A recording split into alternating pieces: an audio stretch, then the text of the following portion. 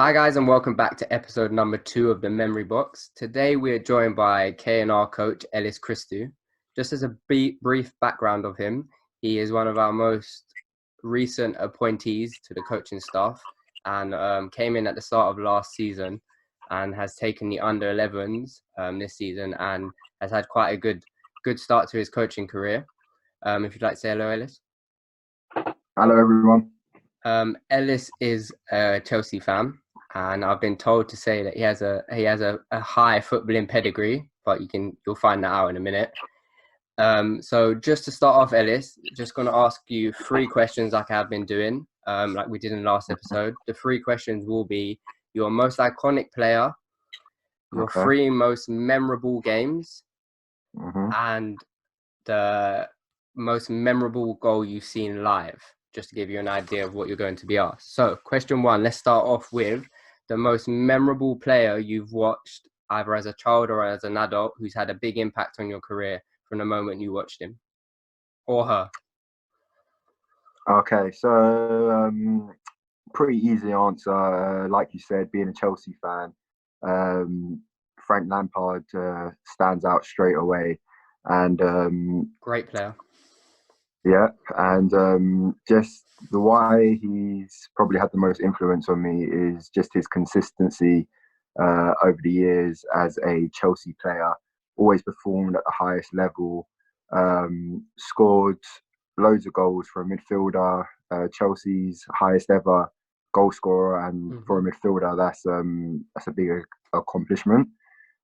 Also, just how professional he always was. You hear stories about training, always putting in 100%, working hard on and off the pitch, and that is something that I think all young players should look at and look up to. So definitely, it would have to be Frank Lampard as my most memorable football player.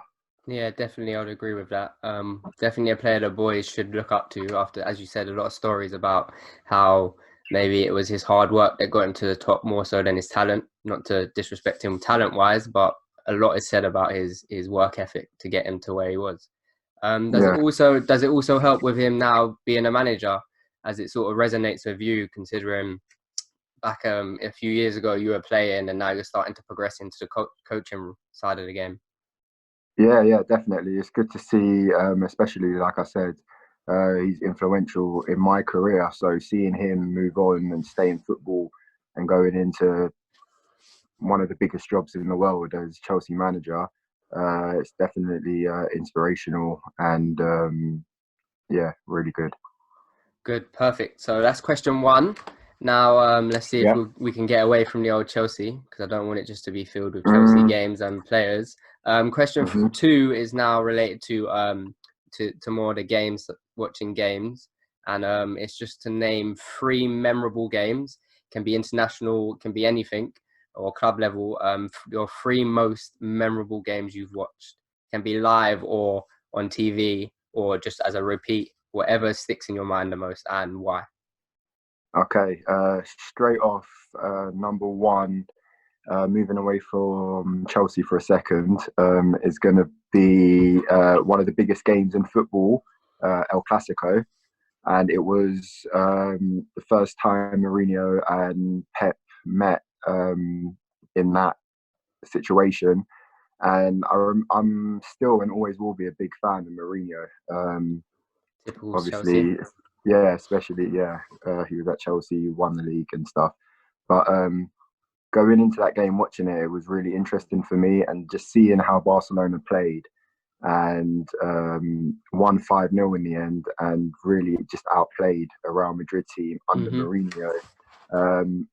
I can't name very many other games where Mourinho has probably lost by that margin, or even 2 or 3 goals.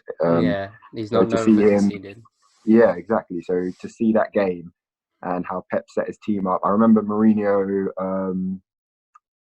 played with a high line as well, which was really interesting against a team like Barcelona.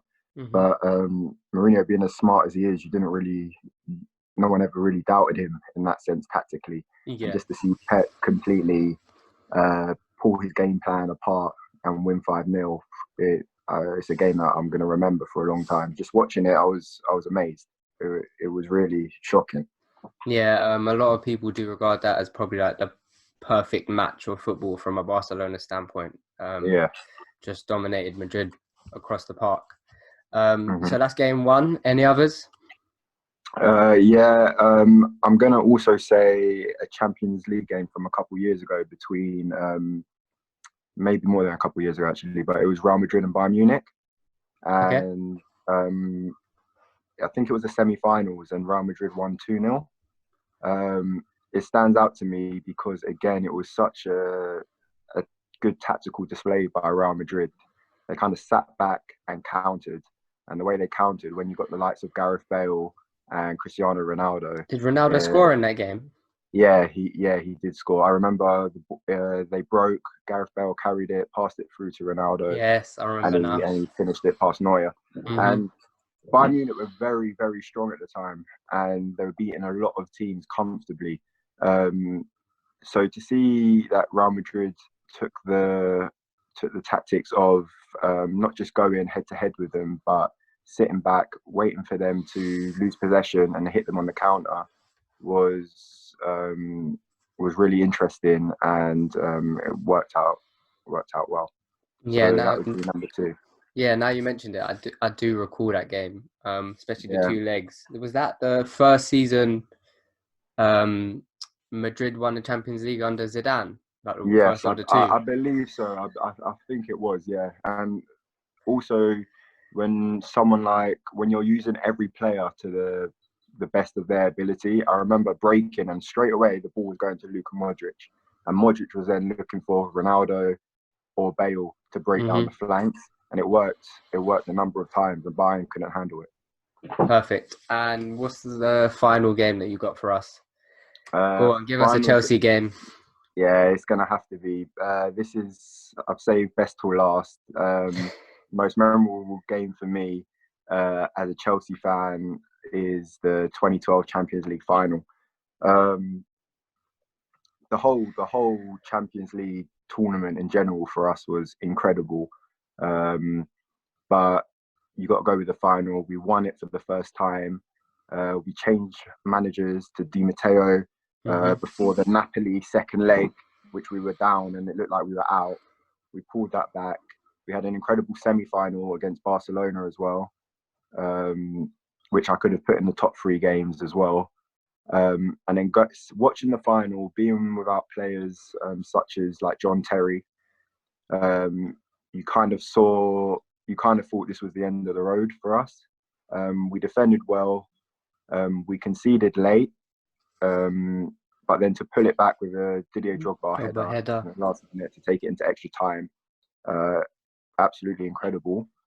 And then in extra time, we conceded a penalty, which was saved, and and then Drogba scoring the winning penalty in the penalty shootout to win it for us. It was just a story that you couldn't imagine, and us as Chelsea fans wouldn't believe that would have happened, especially during the game. So especially going into that game, I remember, although I wouldn't have it in my top three, it's definitely quite iconic for me for whatever reason. I remember exactly where I was and watching it. I was actually in a hotel because I'd gone to a football tournament. And I was staying in a hotel and I watched it. And going into the game, John Terry was missing through suspension, wasn't he? Because he need Alexis Sanchez. Yeah. A few players were suspended. Ivanovic wasn't there, who was a big player. And the team, just generally, the team that you had fielded for the final, I think it was Ashley Cole left back, Ryan Bertrand left mid. Just as an I think Bosingwa right back. Coming up against a Bayern team that was on top form with Iron Robben wide right, and I think Ribery played, and Muller. Yeah. This was back when Muller was in probably the form of his life.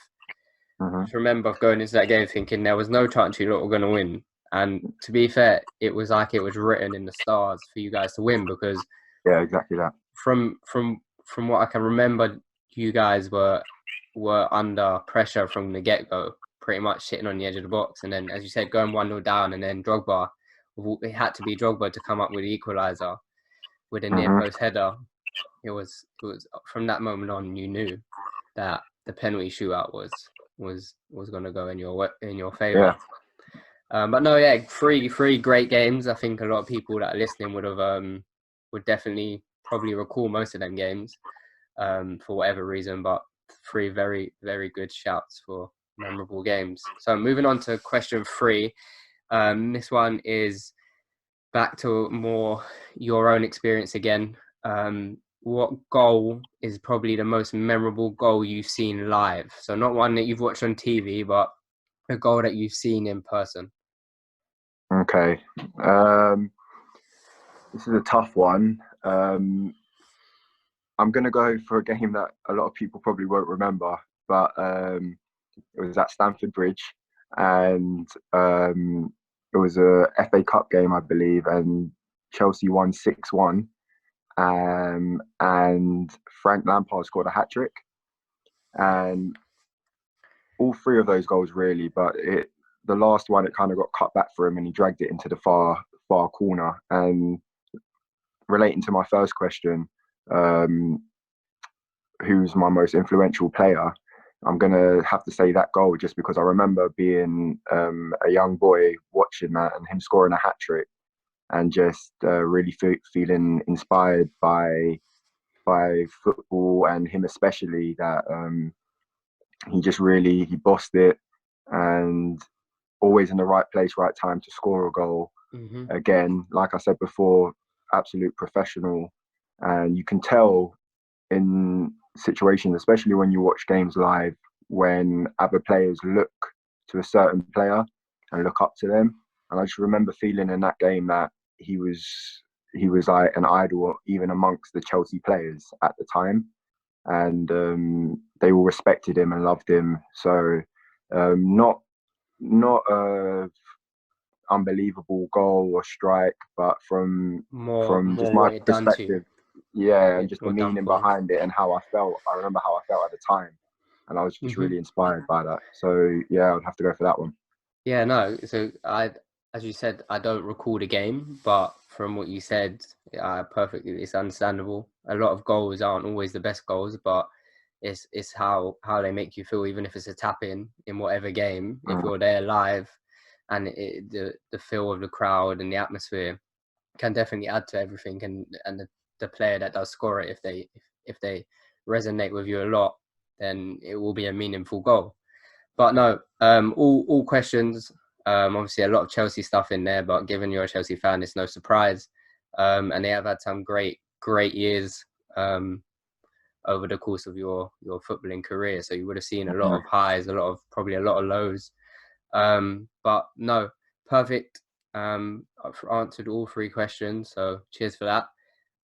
Anything you'd like to say? Just hope everyone's staying safe during this period of time. Can't wait to get back into coaching and just football in general. So yeah, can't wait for that. And thank you, Ryan. Appreciate your time, and see you soon. Cheers for that, Ellis. Really good overview of some of your most memorable moments in football.